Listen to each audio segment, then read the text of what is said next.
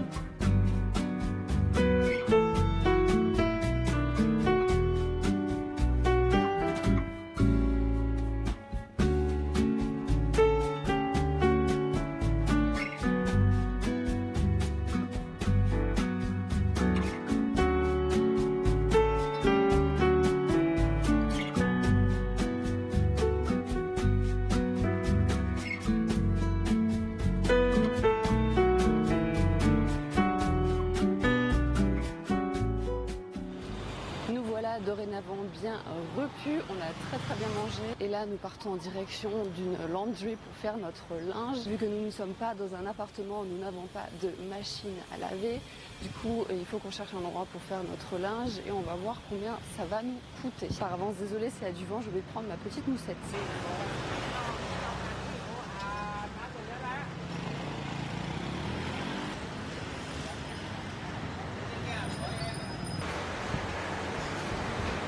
Pour le linge c'est fait, nous avons payé du coup 30 bahts très exactement, ce qui fait moins d'1 euro. Donc c'est vraiment très bon marché pour faire son linge, c'est parfait. On n'a plus qu'à attendre 36 minutes très exactement. Et en attendant on va faire un petit tour au parc.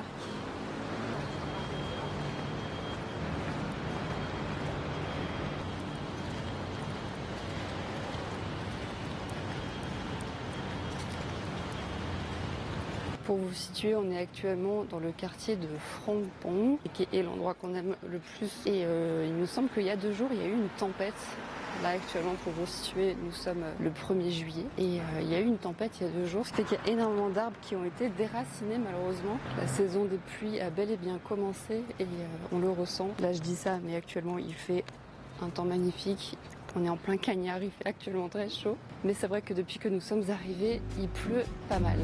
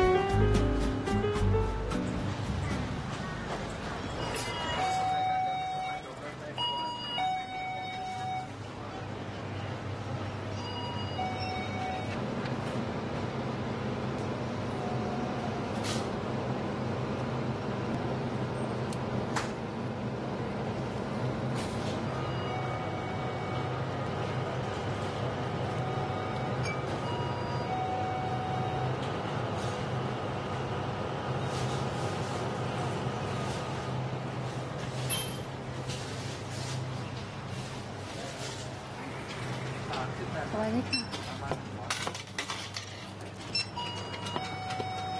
Madam, 76. You need a bag? No, it's okay ขอบคุณค่ะ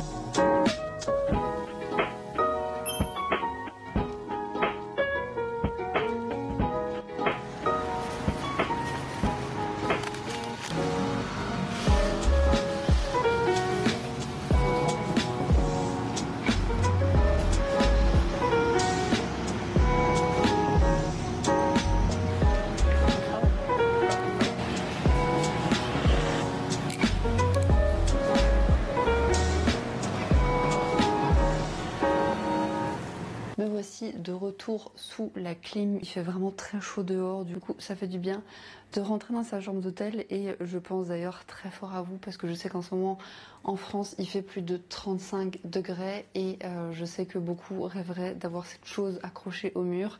Donc bon courage à vous, même si à ce moment-là j'ose espérer que la vague de chaleur sera passée. Et d'ailleurs je voulais un petit peu revenir sur le sujet de la météo parce que comme vous le savez nous sommes du coup ici fin juin, début juillet et je n'étais personnellement encore jamais venue pendant cette période-là et je peux vous confirmer qu'en effet il pleut beaucoup, il pleut tous les jours, hein. Vraiment là il n'y a pas photo, il pleut tous les jours au moins une fois et là au vu de mon application météo il va pleuvoir d'ici 1 heure et ce pendant bien 3 heures.